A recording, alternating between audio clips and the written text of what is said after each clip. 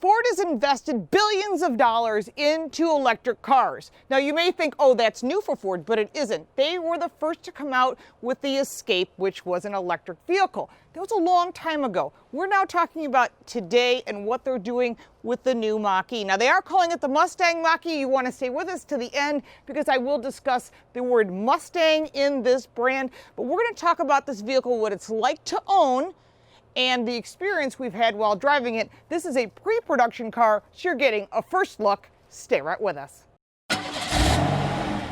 Welcome back to the channel. I'm Lauren Fix. If this is your first time to Car Coach Reports, we do a lot more than just car reviews and first looks of new vehicles.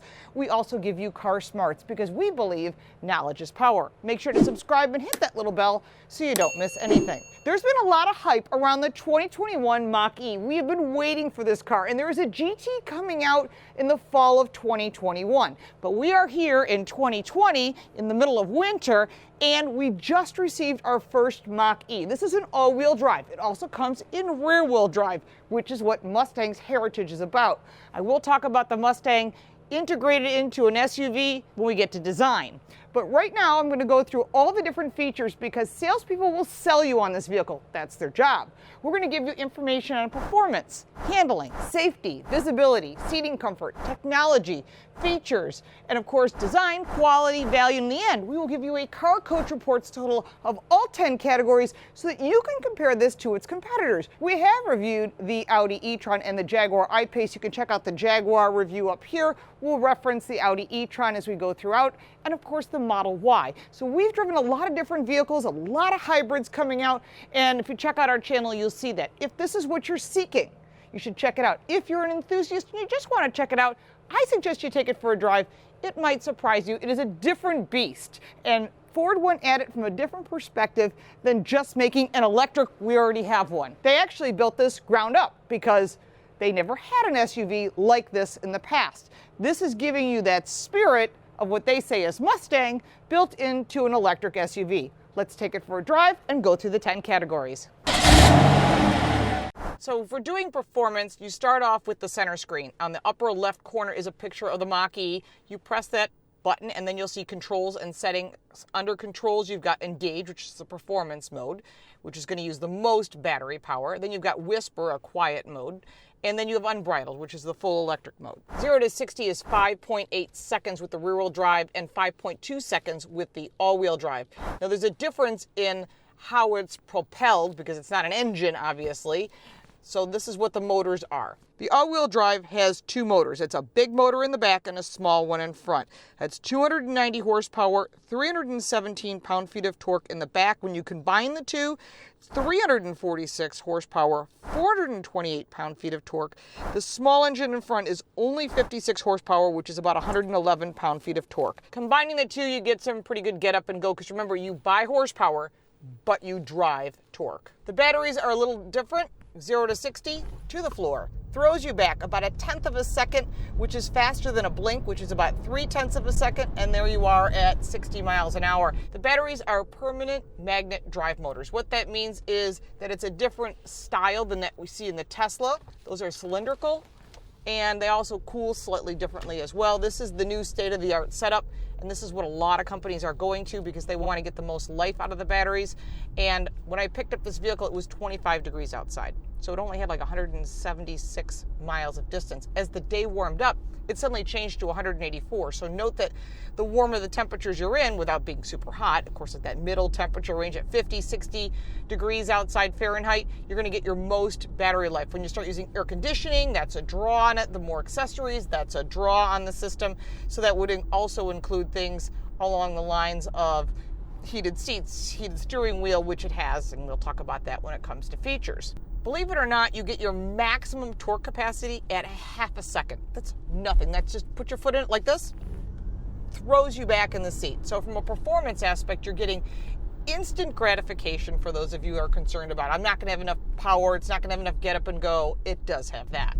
There is an extended range battery that is available up to 300 miles. This one is not the extended range that we have in our test vehicle. This one's good for 270 miles when you're at the ultimate temperature and all those other things. You're not driving it like I am in the engaged mode all the time. If you're driving it in the unbridled mode, the electric mode, you're being, one pedal drive, and you're really taking considerable concern about your driving style. There is a driving coach on board also. It's not the car coach, a driving coach, and that is also in the setups. There's a lot of technology in the setups, and we'll cover that when you get to technology. The car will also learn to adjust to your driving style. So when I got in the vehicle, I reset it because someone before me was driving it like an old lady, and I don't drive like an old lady. I drive like a race car driver. But I also try to drive this vehicle the way you would drive it, making reasonable sense of a vehicle, how it drives, and how you use it every day, because most people are going to put this on the track, which I would not recommend. This is a car you drive every day and get what you need done. And I think that's a big part of any vehicle, is someone who's buying this car is looking for something that's electric. They don't drive more than 200 miles in a couple days. I drove downtown to downtown Buffalo to pick up some paperwork. No problem getting down there. Had great pickup on the highway. No problem in the city. It was also very easy to park, and that's part of the handling, which we'll talk about next. But overall, I was really impressed with the performance of this vehicle. Remember, it's competing with the Model Y, the Jaguar I-Pace, the Audi e-Tron, and there's some price variances in there as well. We'll talk about that when you get to value. But when you're looking at performance specifically, it earns a 9. When you're driving an electric vehicle, you should not have a different handling experience than that of a regular car. It is different. It does not handle like a Mustang. I know they call it a Mustang. I'm going to keep harping on this. It does not handle like a regular SUV. It has a very high feeling about it. I talked to one of the engineers. They said all the underpinnings are that of the Mach E GT, which would be a performance-oriented vehicle. This is not performance-oriented whatsoever. So as I make my corners, it's a tight corner. It goes around perfectly fine. And when you're looking for the handling experience, just driving it on the roadway, it's fast and all, but it's just missing something. It doesn't have that same connectivity to the road, and I find this to be a problem. And this is something that the average person is going to experience also. Now, if you're just a daily driver and you're just doing your daily drive, you're probably not going to notice too much of the difference. If you love that electric car experience, that's what you're getting. If you're thinking this is a performance vehicle, it does not handle like a Mustang. I have quite a few of them, and I will tell you, not a chance. Now, when you're looking at handling as a whole, I know they use the underpinnings. I know they kept adjusting it. I know they did a lot of simulations. The Mach E comes in rear-wheel drive. The Mach E comes in all-wheel drive, and it's going to have a GT version, like I keep saying. But when you're looking at the handling experience, to me, as to other cars in this price point, in this category, you're looking at like $60,000 for this first edition. You are paying $8,800 for that first edition.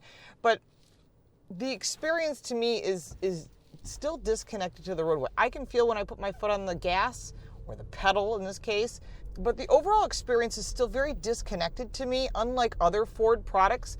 And I know you can only do so much considering where you have to distribute the weight, but when it came to handling, I gave it a 6. When you're talking about safety, of course, Ford has very safe vehicles and airbags and seat belts and all that we're used to. So we're going to look at some additional safety features that are on this vehicle. So to find your safety features, there's a lot of places you can go. One of them is you hit that little picture of the Mustang, and then you can go down to your driver assistance. These are additional features, and there are additional settings. So you can go in and you can see that you have the adaptive cruise control, and there are settings for that. So, I mean, there's a lot here. You want normal, you want intelligent, you want lane centering. I'm going to take that off to see what it feels like. And you can hit your different settings. And if you don't know what it is, what does that mean? You hit the little info, and it'll tell you. Lane centering is the available, adaptive cruise control. So it goes through and it explains it. I'm not going to read it to you. You can read that yourself. So it also can show you what it can do. So you can close that. The nice thing is it explains everything. Normal cruise control is what you're used to. Then the adaptive cruise control is just the distance. And then the intelligent, what does that mean? You might want to know. Well, it says it automatically adjusts your setting based on speed and posted speed limit. I don't want that. Don't even go there. You can put comments down below. All right, so let's go to the speed limit. We'll go to here. I don't want my speed limited. But if you want to, you got maybe a new driver, you can do that. And again, if you want to know what that means, it'll tell you that the alerts you when you're exceeding the speed limit. That's good for someone who's got a lead foot. And I think that would be me. I love how it's very easy to understand everything in case you question or you forgot what it's about. Lane keeping assist, you've got your aid and alert. And that lane keeping integrity is normal. Now there are additional settings. So they've really gone into it. So isn't that cool? They have a little video there. So you can see what you're doing. And it says it'll vibrate. You know I don't want that. You can't shut it off, but you can put it down to a low. So now we're going to go here. The next one is your lane keeping aid and alert. So you can have the aid and alert. You can have low. Someone already set it to low, as you can see. And I don't blame them. I would have set it to low as well. And so if you want to know what it is, it tells you. What is your lane keeping aid? Well, it explains it right there.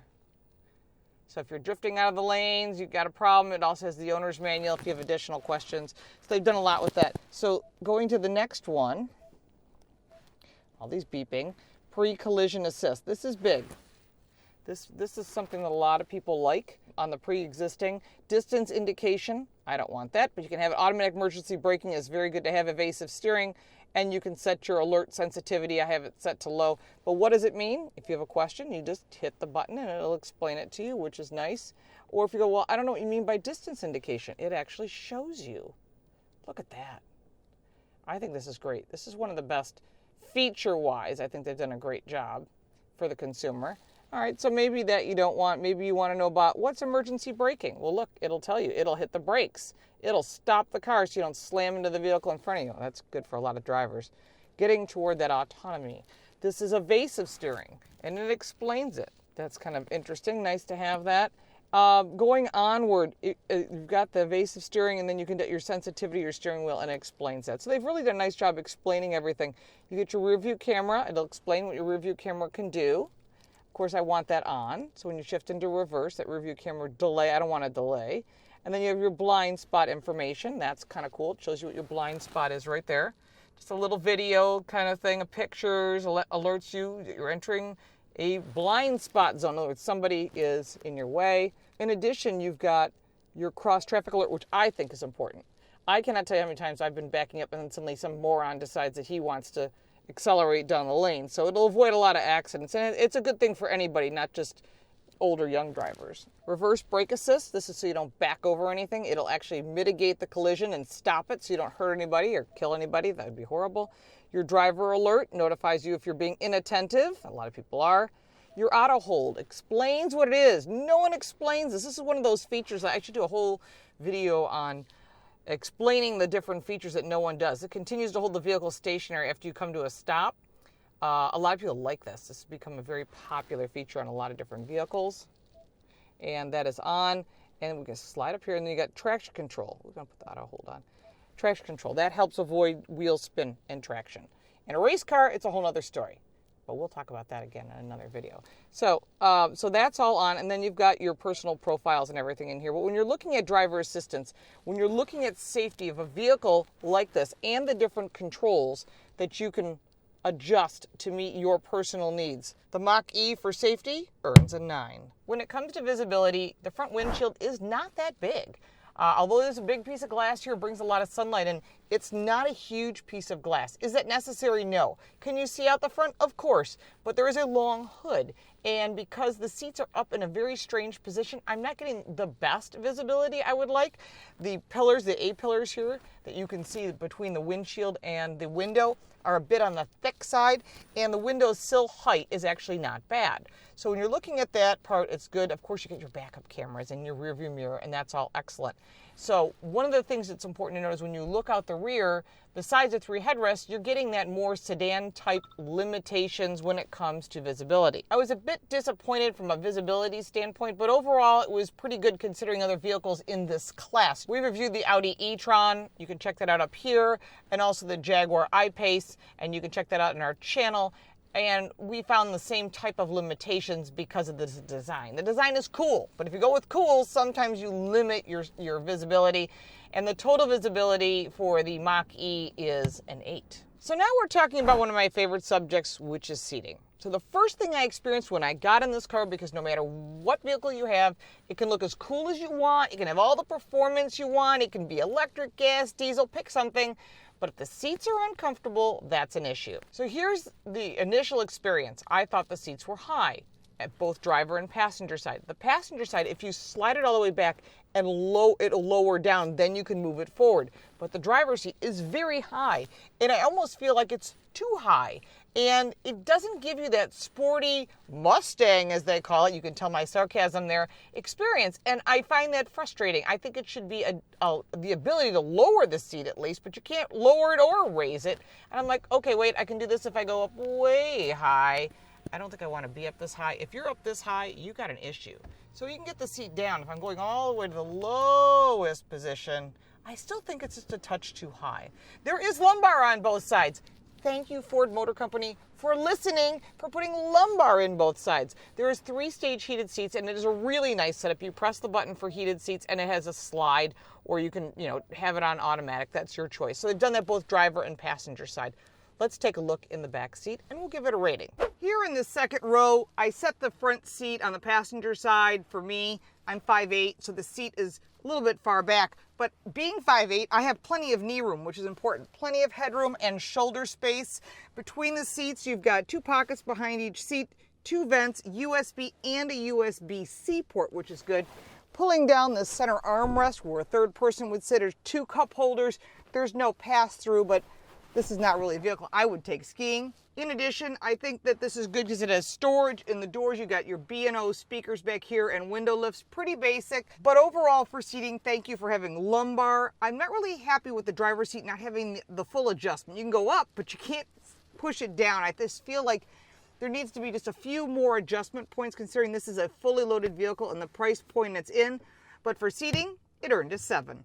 Separating out each of the controls in the drive modes especially. What is engage? It'll tell you. It's balanced driving, fun and engaging. But what is whisper mode? What if you want to go to that whisper mode? That is seamless driving, it's calm and it's quiet. And if that's what you're seeking, that calm quietness, this would be what you'd be looking for, the unbridled. What is that? It changes everything. It is an exhilarating drive, machine and road align as one. So in other words, it's an all electric mode without, being too much. It's still fun. Honestly, for me, I prefer the engage, or the unbridled. Either one is good. I think all of this is fun. There's a 1-pedal drive, which I think a lot of people who buy electric cars like that. They like that feeling, and if you're not sure what that is, simple. It brings the vehicle to a stop and recovers the energy real quick, but keep in mind, it is aggressive on and off. So if you have someone in the car who gets sick with a rough road, you might want to fair warn them or at least try to drive as calmly as possible because it can be a bit on the aggressive side, no different than any other electric car. So don't let anyone tell you otherwise. There's your ambient light selection there. You can get a propulsion sound in here too, which I think is cool. You can shut that on or off. But in addition to that, the sound is generated to enhance the driving experience. So whisper would be a minimum, engage would be moderate, unbridled would be maximum. I've driven in all 3 modes today. I like the engage, but they're all good. They're all good, and they all have the same 0 to 60 times. So you're not losing some experience in the drive when you're using this. But when you add in all the drive assist modes and all the neat features and settings that are on this, there's so much. I mean, we could spend so much time going through all of these different features like I did with safety. I'm not going to do that for you because I think you really need to go and experience this vehicle and see what you think. There's a lot of technology that's involved in this car. I'm sure it was billions of dollars to put this together in this beautiful big screen. The one thing I like about this vehicle is if there's a problem, you can go to any Ford dealer on the planet and they'll take care of you. Versus Tesla maybe, where you have to get a Ranger to come out and help you remotely or get the car flatbedded by an F-250 diesel, which is what they do. I think they did a really nice job with the technology in this car, considering some of the cool features and then some of the normal features that you would be used to. It creates an easy way to transition to an electric vehicle for those of you who want one, and for technology, it earned an 8. There's a lot of technology on the new Mach E. Now, typically you would see a regular screen in front of you, and in this case we have some basic information, but the most important information, which would be your miles per hour. I find it very cute that they put the word ground speed in there, not that it would be airspeed. You've got the mode of drive that you're in, your amount of miles on the vehicle, how much battery is left. There's a little picture of a Mach E right there. What you're seeing, by the way, those little red flashing lights are keeping your eyes on the road. In addition, you've got your range. So I've been driving this all day. I've actually been pretty impressed. It's supposedly has 270 miles, but the temperature has warmed up. It's now 33 degrees. It was 25 when I picked it up. So you have to work with the temperatures that are in your area. So some of the basic controls are as would be expected on any vehicle. You get your turn signal and your flash for your high beams. You've got your wiper blades here on front and the back. Really simple to use, very intuitive. In addition, you've got your phone here, your volume, your ability to go fast forward or reverse. And then over here, you've got your cruise control. Nothing unusual. So you're not going to feel uncomfortable in a car like this. It's not like it's weird. It actually is very intuitive. Going over here to the left, you've got your brightness on your gauges and, of course, your headlights. Nothing unusual. And then you've got your locks, unlocks, and your 3 seats memory in case there's 3 drivers. Going further down, you've got your regular controls. Window lifts, mirror adjustments, child safety lock. And this is how you open the door. You pull this over and the door opens. Some of the neat features besides this big tablet, and a lot of it we'll cover in safety, we're also covering it in technology because it's quite a bit of information, is the fact that you can make this your own. So starting with the car, like I keep going back to, you've got all the drive modes that you want. So from a feature standpoint, you've got the important things. For the average person, you got the heated seats, which are 3-stage. And when you press this button, you can see the slide on and off. That's one option. You can also put it on automatic. So if it thinks it's too cold, it can actually turn that on for you, or you can just shut it off. Pretty simple. Steering wheel, pretty simple on and off. Your automatic, you can pick your different levels of intensity, volume. Very simple, nice features, easy to use. That includes, of course, your front defrost and your rear defrost. You have a valet mode so that no one takes off with it and decides to have a little fun. Your driver assist, accessories, your park assist, your cameras. And of course, when you go into settings, there's so much. And like I keep saying, in this particular one, this is how the audio system sets up. Isn't that cool? So when you move the audio system, it actually goes wherever you want it. So I want it in front or in back. And of course, you can hit the different tone settings as well. For those who want to really be audiophiles, you can, crank whatever you want. The bass. A lot of kids like to crank the bass. So you've got all your settings here, real easy to use. Your satellite radio. You've also got AM, FM. Thank you for having AM and FM. And you can pick your favorites in here as well. And that has your history in case you don't remember that great music that you couldn't remember what station it was from. You have your phone list in here as well. If you have your phone connected, I just disconnected mine. And then your charging. This is interesting information for features because people get range anxiety, and I have not had range anxiety all day, which is a good thing because I have driven some vehicles where you're like, I hope there's a charging station around. I'm really concerned. So this, you don't have that. So you've got the ability to see the percentage of battery here, but it's also right here in front of you. So there's never a question because these are the 2 things you want to know. I want to know how much my range is, how much battery, sort of like your phone. You want to get that intuitive feel. So again, they follow that along in the features. You also can get a charging schedule so you can tell it. I know, I want to get a charge. Most people charge at home. So keep that in mind. And your departure time. So maybe you want to leave at 9 in the morning or 8 in the morning and you want the car warmed up. It'll have it all warmed up and disconnected. So all you have to do is unplug it and go. No wireless charging yet for cars. I'm sure it's coming. But so there's a lot of neat information here as far as that's concerned. You can make your personal profile as well, which I think is nice. They set up a Mike generic here, and he set himself up for the seating setting of 1. So you can set that up any way you want. You just add your profile and your information. We went over driver assistance and safety. The vehicle itself, again, you can make up anything you want to make the vehicle personalized to you. And there's a ton of settings. I mean, they really thought about everything when it comes to features. Now, there are some missing, but you can't have everything at this price point. Okay, so you have to keep that in mind. The entry exit, you can set that up. If you have questions, you can set the seat adjustment, my key.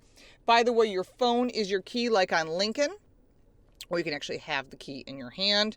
All the information you would need for your modem, for your setup, your wipers, your power lift gate, your mirrors. I mean, there's everything and just tons of stuff. Whoops, I don't want to do that. Looking at features, I don't see head-up display. That's about the only thing I think it's missing. But you can adjust this display to a calm screen. That's something that Lincoln has, which I find interesting. So I hit the info on that. And it talks about calming you down on your trip home so you have no stress. And they have a normal calm or an off. You can set up your different modes like a computer. You can do dark or you can do light. So if we go dark, we move it to light. So this changes to light. I know you get a little bit of red in there, but that's exactly what happens. So it changes just like you would on your phone or whatever. So you go to dark, which I think is easier in this particular case, or you can set it to automatic. So there are options there. You pick what you want. You can do the same thing with the center screen. You can set the mode that you want, auto, light, or dark. If you switch this to dark, there it goes. A little cooler. A little bit more clear. You can also do auto, which I think is also important. There you go. So it's picking what's best for the light conditions. You got your clock, your connectivity, your vehicle hotspot. It does automatic updates, and the updates also connect to other vehicles, but it doesn't connect to the vehicle. It connects to a cloud that Ford controls. And I did talk to them about that, so it's secure. You can do your departure comfort if you want to keep it warmer, your 911 assist, voice controls, and ambient lighting. So there's lots of choices. On the ambient lighting, you can set up the light blue, the orange, the blue, red, green, royal, or purple, which is my favorite. So if I go back to the controls, so as the lighting comes up on night, I'm going to have ambient lighting that's that way. Anytime you want to go back to the home button like you would on an iPad or whatever type of device, this is what you hit, is this button at the top. So this is the car information. This is your information to go to the center for all your multimedia controls. This is your temperature and your time. In addition, you've got your guest. So if someone wants, you're lending your car to someone, they can set it up how they want. Next EV charge is kind of neat.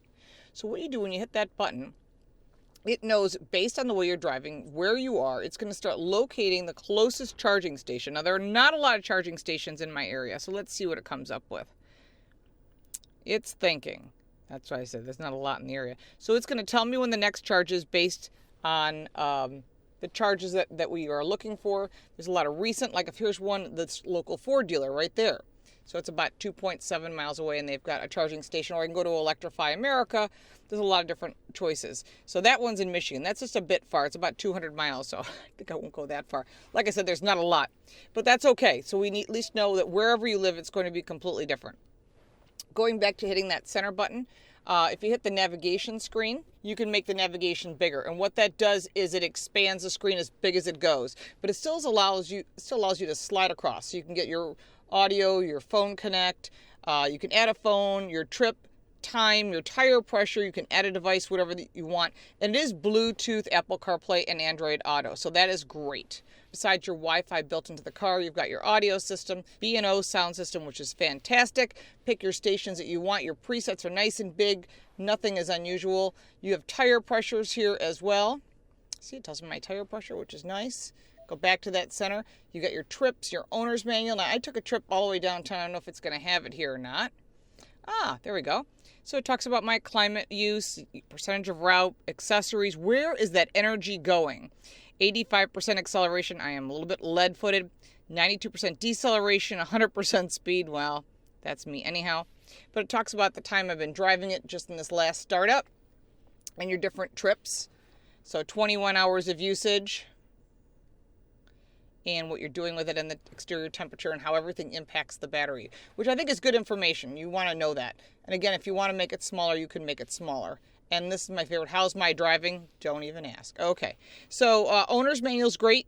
Apple CarPlay, Bluetooth, Android Auto, everything is here. So when you press that button, you go right back to that center screen and you can set it up however you want. So you can use the wireless charging pad for one phone, anything that would fit into that little area. I actually think there shouldn't be this little ledge here because it'd be nice to have the phone placed there. 2 cup holders. Your drive or shifter is something that should not be unusual to you. Typical Ford, you've seen this on the truck, you see this on a lot of vehicles. Just a dial, super easy. Then you've got parking, your emergency, and your parking brake. This red stitching, by the way, is a feature that is only in the launch edition. Otherwise, it is white or black, so keep that in mind. Now this lifts up. There is no storage in this little lever. It just lifts up. And when you open this up and back, you've got a good size storage area with 12-volt connection as well.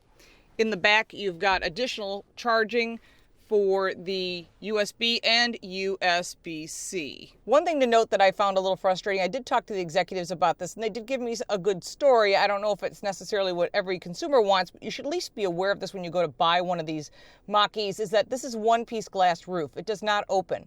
It is heavily tinted. You can see how dark that is, and then see how light the windows are. Can you see the difference? Dark and light. There's heavy tint on the roof because there is no sunshade. So if you're in Arizona, Miami, and it's super hot, your biggest problem is going to be the fact that the sun won't cut through the same way. They claim they can keep the heat of the sun and the brightness of the sun down.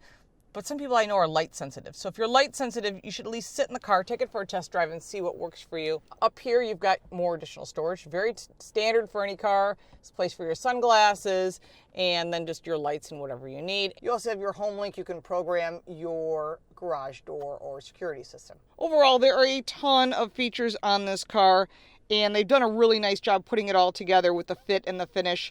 So for features, it earns a 7.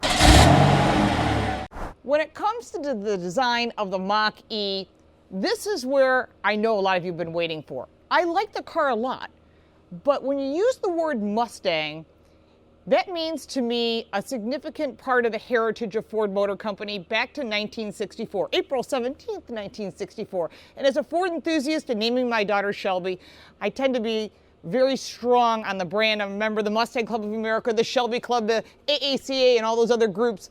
But they're trying to continue that name through the SUV lineup. So what they've done is they made it look like a Mustang, which I have no problem with.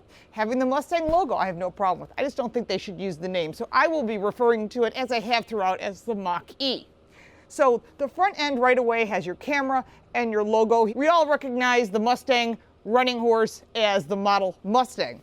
Down here, there is no grille. There is no grille at all because there's no engine in front. It's a frunk. You also have your sensors here and all your cameras and these very, very cool LED lights. And as I hit the remote, you will get to see there's your lighting design. Very nice, very well designed, very cool look, and has a very Mustang effect, including this very muscular hood, which I think is important. Now, it's not a hood, because underneath is a frunk, and we'll talk about that in value. The Mustang Mach E wheel is riding on a Michelin tire. It's 19-inch all-season tires, and if you're going to run into the snow, I still recommend winter tires no matter what you're driving. This is an all-wheel drive vehicle, but to get the best traction, you want to look at a winter tire.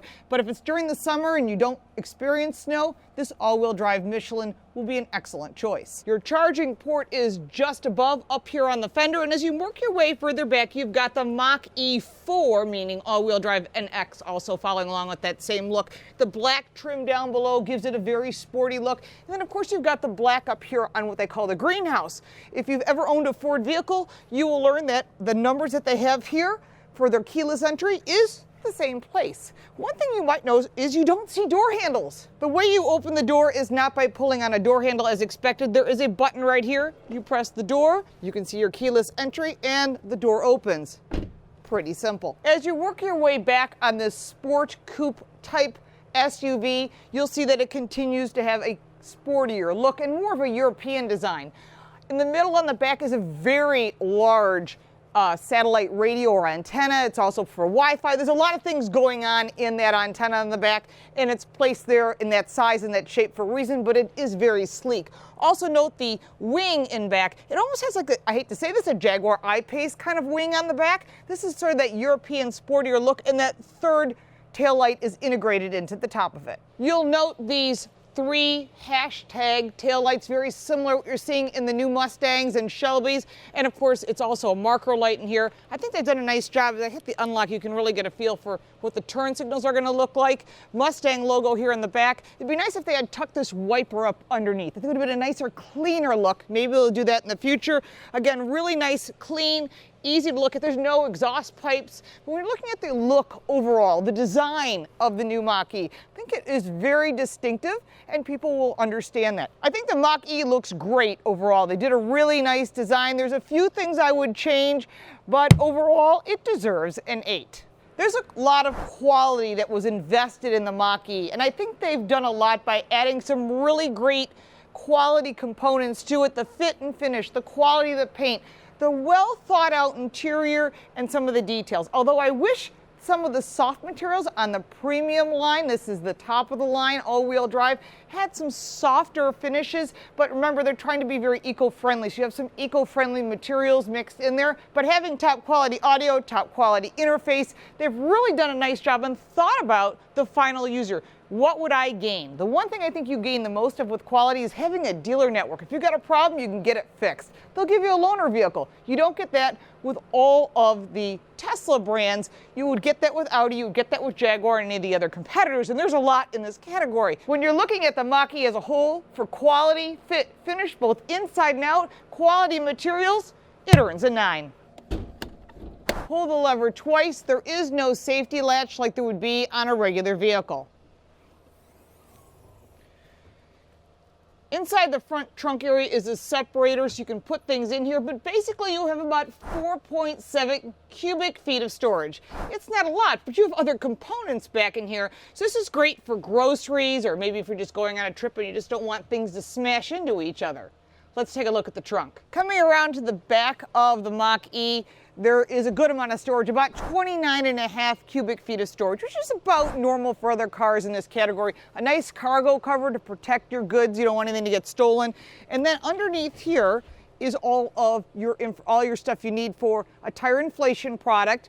And there's also a charging kit. This charging kit is in a bag. It's nice because it's got everything you need and it stays propped open. This is all your Ford charging cables, which is important whether you're charging to a wall outlet or a quick charge. Now, a quick charge will take about 20 minutes on the super fast charge with like Electrify America, and that'll get you about 85% of your battery range. The computer will adjust for that, and when you get close to needing your charge again, like if you're on a trip, you would program it in. It will program your route based on where the charging stations are, so you don't find yourself driving across country and having nothing and getting stranded. They thought about all the different applications and even put their Ford logo on the charger. All your cables are in here and comes in a carrying case. There is also an additional 12-volt outlet back here in case you need to charge something. You never know, maybe a little refrigerator for your road trip. When you're looking at the value of the Mach E, it starts around that $40,000 range. Remember, that doesn't include the additional $7,500 tax credit, which you cannot get on Tesla. You can also not get that on General Motors products. Each state has additional savings depending on the state. I'm in New York State, we have an additional $2,000 off. Your employer may have an additional discount. Maybe they have free charging. So you have to look into all of the totals. It will save you a lot of money, and you certainly don't want to leave that behind. And again, not every brand has that federal government tax credit, and that's why this makes it even a better value. Now, this vehicle has the Launch Edition, which is an additional $8,800. Our test vehicle, all-wheel drive, Mach E, with literally everything you can get on it, came in at $59,000.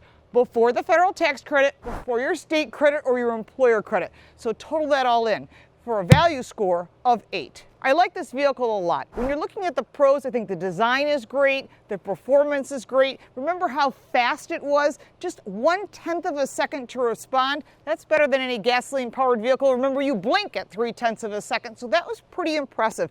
The handling was a little bit disconnected to me, and people that went for a ride, and believe me, there was a lot of people that went for rides in this car while we had it because they were all excited to get this experience.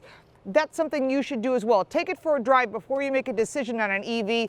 There's a lot of competition. Don't go by the nameplate. Take it for a drive and see how it meets your needs. Then before you make a decision, check with your insurance company. Electric vehicles are more expensive to insure, some more than others. And that's why it's really important that you check those total scores with your insurance agent before you make a decision. So you'll have the car payment plus the insurance, plus your charging. There's also a lot of discounts with Electrify America. If it's within the network, there's a PIN. Ford has an app and everything included in this. There's all kinds of additional incentives, and you don't want to leave anything on the table. The only negative I had was I wish they hadn't called it Mustang. I've made my voice known on that. I love the Mach E. I have no problem with it looking like a Mustang. I have no problem with all of that. Just take the name Mustang out, in my opinion, but that's not what this vehicle is about. The Mach E is about the whole package. It's about an SUV that is European looking, that people want.